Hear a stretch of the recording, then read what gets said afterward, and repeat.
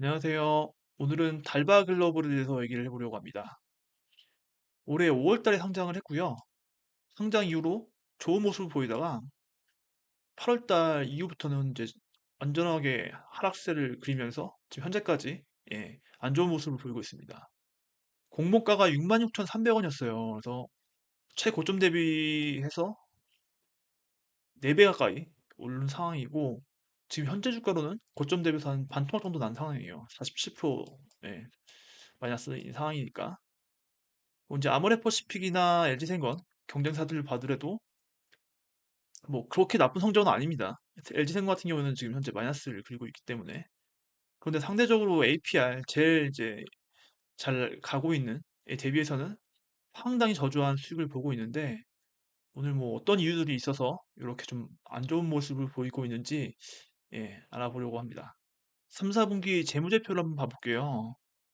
달바 글로벌이 뭐 시가총액도 그렇고 매출액도 그렇고 경쟁 3사에 대비해서는 가장 낮습니다. 근데 PBR을 보면 가장 매력적이에요. 다른 경쟁사보다 좋은 모습을 보여주고 있고 PBR은 뭐 APR이 워낙 높고 나머지 대비해서도 는 좀 높은 편이에요. 그런데 가장 중요한 거는 지금 영업이익 증가율이 이번 분기에 마이너스를 기록을 했습니다. 물론 당연히 LG생건도 마이너스를 기록하긴 했지만 43%네요. 그만큼 성장세가 꺾이는 게 아니냐 라는 이제 의구심 때문에 주가에 좀 영향을 주지 않았을까라고 생각을 좀 해봅니다. 달바글로벌의 최근 실적인데, 뭐 2022년부터 해서 2025년 예상치까지 나왔는데 매출액도 그렇고 당기 순이익도 그렇고 뭐 이익률도 마찬가지로 그렇고 다 괜찮아요. 그리고 뭐 부채 비율도 감소하고 있고 당좌 비율도 높아지긴 괜찮고 유보율 또한도 높아가고 있습니다. 분기 실적도 마찬가지로 굉장히 양호한 편이어서 일단은 눈에 띄게 하락 요인은 찾아볼 수는 없어요. 요것만 가지고 봤을 때는. 이 차트는 달바글로벌의 사업 부문별로 매출액을 나타낸 건데요. 보시면 화장품을 제외하고 나머지를 봤을 때 나머지는 1% 안팎입니다. 그래서 매출의 99%가 화장품이라고 보시면 될 것 같아요. 비교를 위해서 APR 사업별 매출을 가지고 왔는데요. 좀 특이하더라고요. 달바랑 비교했을 때. 전체 3,850억 정도 했는데 이 중에 디바이스 매출이 1,000억 정도 돼요. 27% 정도 차이 납니다. 전체에서. 그리고 작년 동분기에도 보면 이때는 약 뷰티 디바이스가 전체 대비해서 약 60% 이상을 차지합니다. 그래서 APR은 화장품뿐만 아니라 뷰티 디바이스에도 매출이 좀 크게 일어나고 있다라고 보는 게 맞을 것 같아요. 이게 좀 큰 차이점인 것 같습니다. 국내와 해외 매출 비교를 해서 달바하고 APR을 비교해 봤는데요. 음, 달바 같은 경우에는 지금 여기 해외 매출이 60%대 초반 살짝씩 좀 늘어나고 있는데 65% 지금 이번 분기 전 분기에는 기록을 했고 APR 같은 경우에는 3분기에 이걸 계산해 보면 약 80%가 해외 매출이에요. 그래서 아무래도 APR이 달바보다 해외 매출 비중이 훨씬 높다라고 보시면 될 것 같습니다. 해외 매출 중에 그러면 어떤 지역, 국가들이 주로 매출 대상이냐라고 봤을 때, 아, 달바는 러시아가 가장 큰 포션을 차지를 하고 있어요. 단일 국가로. 그다음에 유럽, 일본, 북미, 그리고 아세안 이렇게 돼 있고 APR 같은 경우에는 미국이 거의 40%를 차지하고 있습니다. 그래서 미국 시장에 대한 의존도가 굉장히 높다고 보면 될 것 같아요. 요거는 달바가 어떻게 유통되는지 유통 채널을 한번 분석해 봤는데요. 온라인 같은 경우에는 지금 요거는 3분기까지 자료입니다. 그러니까 올라오게 되면 작년하고 비슷한 수준 내지는 조금 더 높은 모습을 보일 수 있을 것 같고 H&B 보통 올리브영 같은데 이제 오프라인 판매인 거죠. 거기를 보면 여기는 훨씬 더 지금 3분기까지니까 훨씬 더 많이 증가를 할 걸로 보입니다. 그리고 홈쇼핑은 온라인과 마찬가지로 약간 작년도와 비슷한 것 내지는 좀 상승한 정도로 될 것 같아요. 그리고 이렇게 구분을 해보면 온라인과 오프라인으로 이제 나눌 수가 있는데 거의 매출 비중이 숫자를 보시면 예, 요 두 개 합힌 거랑 요거랑 같습니다. 그래서 거의 50대 50 비중으로 온라인과 오프라인으로 예, 채널을 갖고 있다라고 보시면 좋을 것 같습니다. 네, 원가, 이익하고 비용 구조에 대한 내용인데요. 이 10년부터 한번 보시면 원가율이 낮아지고 있어요. 그래서 지금 최근에는 24%까지 낮췄는데 요게 지금 경쟁사들 거랑 비교를 해봐도 24%는 굉장히 낮은 겁니다. 그래서 더 이상 원가 경쟁력을 가지고서 이익을 늘리는 거는 좀 한계가 있을 걸로 보여서 이제 시장 확대를 통해서 이익을 높이는 게 우선적으로 돼야 되지 않을까라고 좀 생각을 해봅니다. 분파별 매출 구조인데요. 뭐 이제 앞으로 20년도에는 어떻게 할 거에 대한 이제 계획이 들어가 있습니다. 들어가 있는데 뭐 기존에 있던 그 신흥가들을 약간 위로 포진을 하고 뭐 기존에 잘 나왔던 기업들을 더욱더 강화한다는 내용이에요. 근데 저는 개인적으로 러시아가 영향을 좀 미치고 있다는 게 살짝 예, 우려가 됩니다. 재무 상태부터 시작해서 기업의 매출 구조, 또 원가율, 뭐 마케팅 계획, 뭐 추천 국가 등 여러 가지를 봤는데 저는 개인적으로 무엇보다 제일 중요한 게 이 부분이 아닌가 싶어요. 지금 예수보가 걸려 있는 지분이 있는데 지금 총 해서 약 68% 정도가 예수보가 되어 있고 그 중에 약 47%가 이미 해제가 됐습니다. 그리고 2028년까지 해서 약 21%가 추가로 또 해제가 될 예정이에요. 그러면 그만큼 주식수가 나오기 때문에 주가에 그것도 하락에 영향을 미칠 가능성이 매우 높다고 판단이 됩니다. 네, 이거는 주식 차트에다가 예수보가 풀리는 시점에 대해서 약간 표기를 해봤는데요.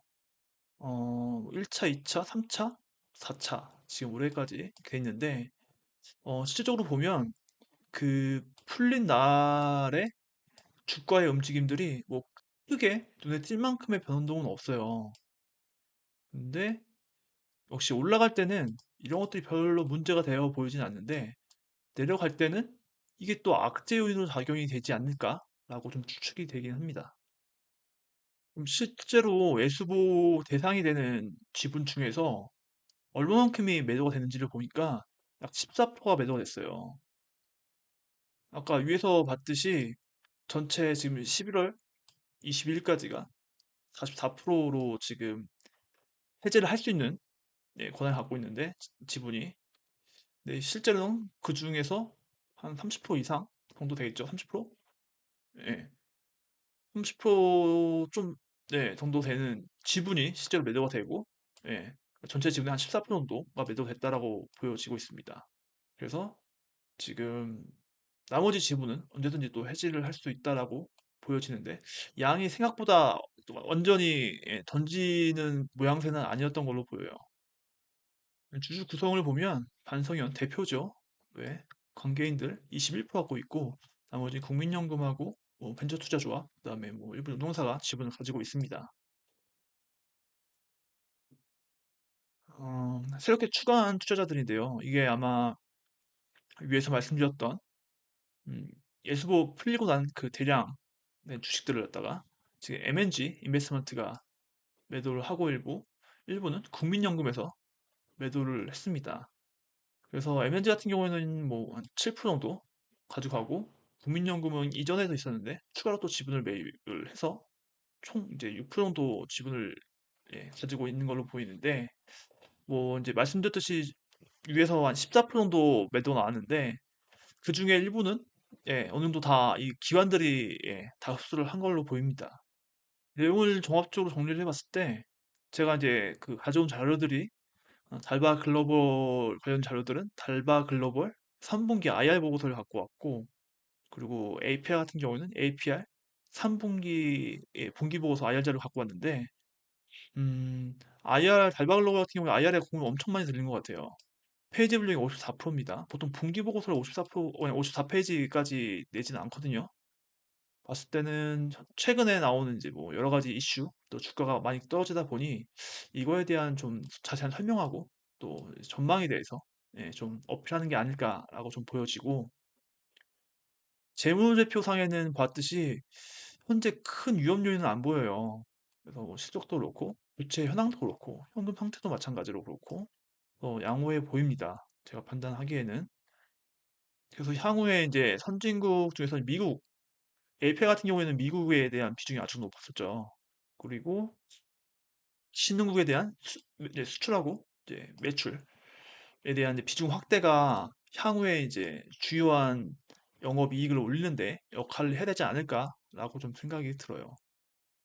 그리고 이제 무엇보다도 보호외수 해제 일정이 이제 2028년까지 아직까지 남아 있고, 21% 정도 이제 지분이 되다 보니까 이게 약간 시한폭탄 같은 느낌이 살짝 들어요. 뭐 계속 안 좋은 상황이다 보니 좋을 때는 별로 문제 안 되게 계속 올라가고 실적 좋으면서 올라가는데, 좀 뭐가 좀 안 좋다 싶으면 더 이제 가중시키는 역할을 하다 보니 이게 좀 가장 큰 요인으로 주가를 잡고 있는 상태 아닐까 싶습니다. 그래서 이때 2028년도에도 마찬가지로 이런 것들이 발생했을 때 보호회수가 풀렸을 때 기관들이 또 얼마나 받아줄지도 또 관건이 될 수 있어 보입니다. 경찰병이 다 죽어서 돌아왔습니다. 마이너스 지금 16%를 기록을 하고 있고, 이 자료를 만들고 영상을 만드는 이유 자체도 앞으로 어떻게 할 것인가에 대한 이제 고민이 돼서 만들었던 거고요. 저는 이렇게 생각해요. 일단 실적만 괜찮다라고 하면 위에서 언급했던 보호예수 해제로 인한 물량 증가에 대한 위험은 어느 정도 타개가 가능하다라고 보여집니다. 왜냐하면 기업에 대해서 펀더멘탈에는 크게 이상이 없어 보이기 때문에 지금처럼 계속 잘 하고 또 계획했던 것들이 어느 정도 매출 증가로 이어진다고 하면 네, 오히려 하락보다는 상승할 수 있는 여력이 더 크지 않을까라고 좀 판단을 하고 있어요. 근데 만약에 조금이라도 이제 그 기대했던 것만큼의 뭐가 안 나온다고 하면 아마 그 하락 속도는 이런 보호회수에 대한 것들이 항상 깔려있기 때문에 투자 심리 위축으로 넘어가지 않을까 생각이 좀 들거든요. 그래서 일단은 저는 이 상태에서 일정 수량을 더 매수 후 상황을 좀 더 지켜볼 예정이니까, 지금 달바 글로벌을 투자하고 계신 분도 있고 아니신 분도 계시겠지만 관심 가져서 한번 보시고 투자에 도움이 되셨으면 좋겠습니다. 감사합니다.